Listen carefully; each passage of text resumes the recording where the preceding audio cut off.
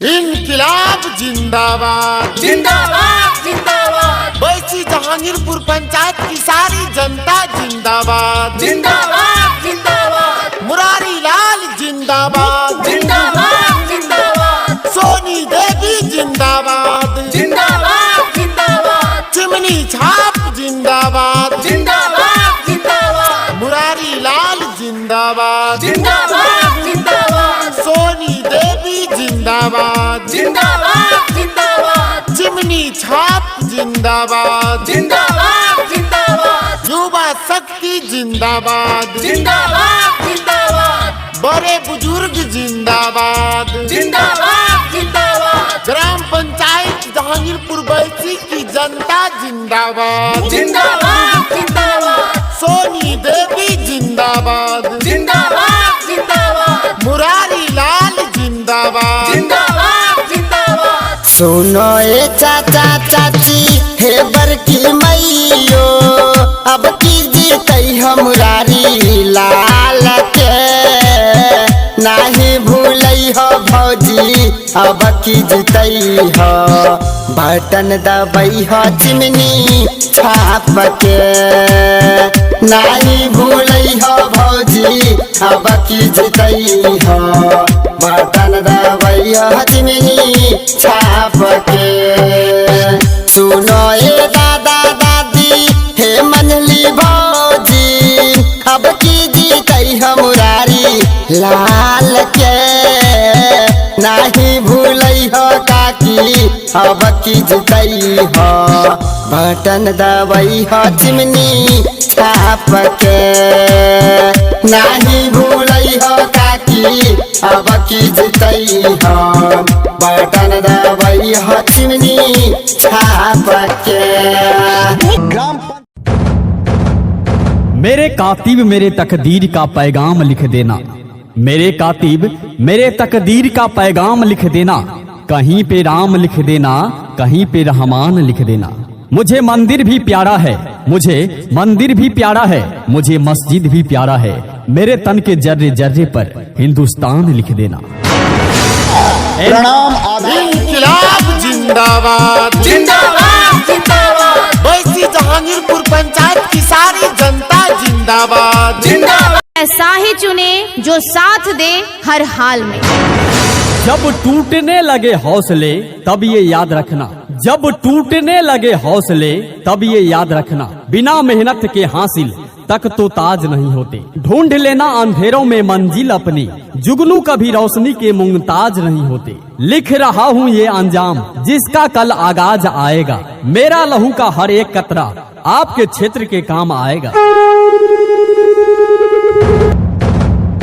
मेरे कातिब मेरे तकदीर का पैगाम लिख देना, मेरे कातिब मेरे तकदीर का पैगाम लिख देना, कहीं पे राम लिख देना, कहीं पे रहमान लिख देना। मुझे मंदिर भी प्यारा है, मुझे मंदिर भी प्यारा है, मुझे मस्जिद भी प्यारा है, मेरे तन के जर्रे जर्रे पर हिंदुस्तान लिख देना। युवा के शक्ति छेके गरीब के मसीहा भाई मुरारी लाल हो, कहरो ना का हाल में घर घर जाई के देल डिटोल साबुन मास्क हो, कहरो ना का हाल में घर घर जाई के देल डिटोल साबुन मास्क हो। सुनो ए चाचा चाची हे बड़की मैयो अब की जीते मुरारी लाल के नहीं भूलई हो भौजी अब की जीते हो बटन दबई हो चिमनी छाप के नहीं भूलई हो भौजी अब की जीते हो बटन दबई हो चिमनी छाप के। ढूंढ लेना अंधेरों में मंजिल अपनी, जुगनू कभी रोशनी के मुमताज नहीं होते। लिख रहा हूँ ये अंजाम जिसका कल आगाज आएगा, मेरा लहू का हर एक कतरा आपके क्षेत्र के काम आएगा। जी हाँ, ध्यान देंगे। बिहार में एक बार फिर पंचायत चुनाव का शंखनाद हो चुका। सोनी देवी और उनका चुनाव चिन्ह है चिमनी छाप, जो कि ईवीएम के क्रमांक संख्या 8 पर अंकित है। तो भूलेंगे नहीं, याद रखेंगे।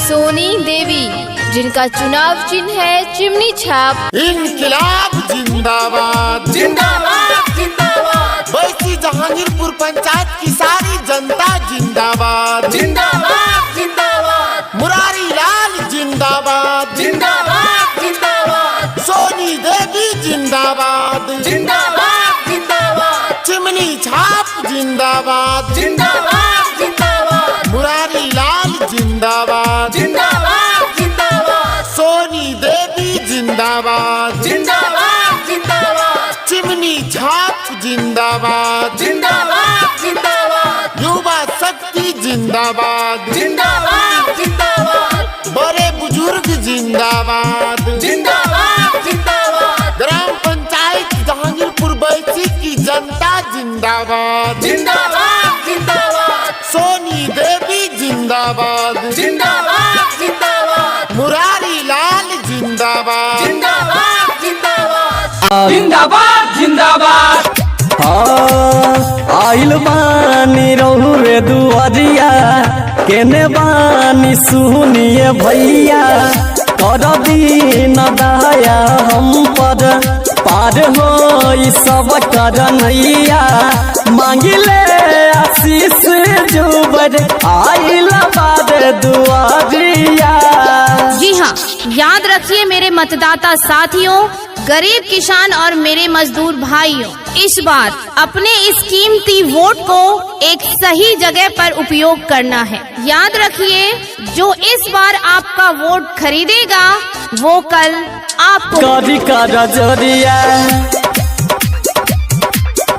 वही पंचायत में विकास के बयरिया, हवा चली अब गली गली, इस हवा में मुझको बहने दो।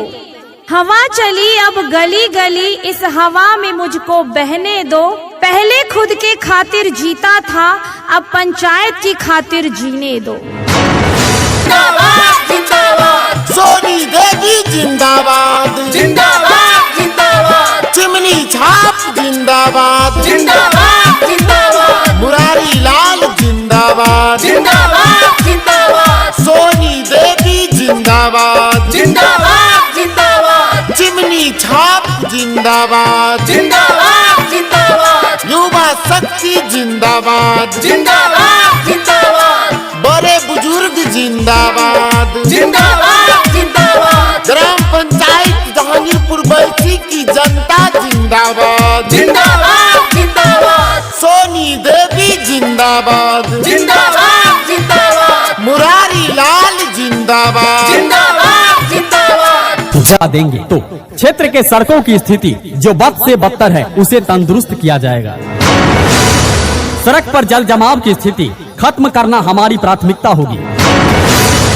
पशु चिकित्सा की व्यवस्था की जाएगी, स्वास्थ्य केंद्र की व्यवस्था की जाएगी, सिंचाई के लिए व्यवस्था की जाएगी और उच्च शिक्षा की भी व्यवस्था की जाएगी।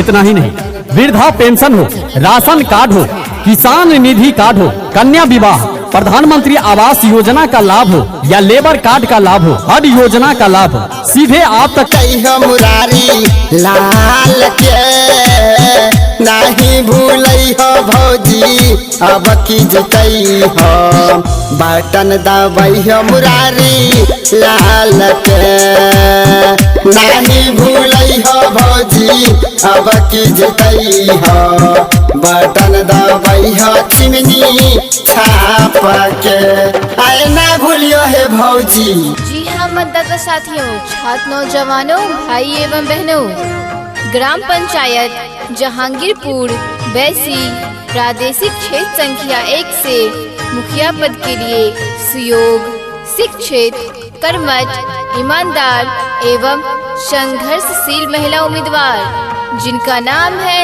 सोनी देवी और उनका चुनाव चिन्ह है चिमनी छाप, जो कि ईवीएम के क्रमांक संख्या 8 पर अंकित है। तो भूलेंगे नहीं, याद रखेंगे। भैया भाभी करिले गो हैया हो, सुनिए भैया भाभी करिले गो हैया हो, सब मिली करे चाची अब की जीतई हो, सब मिली करे चाची।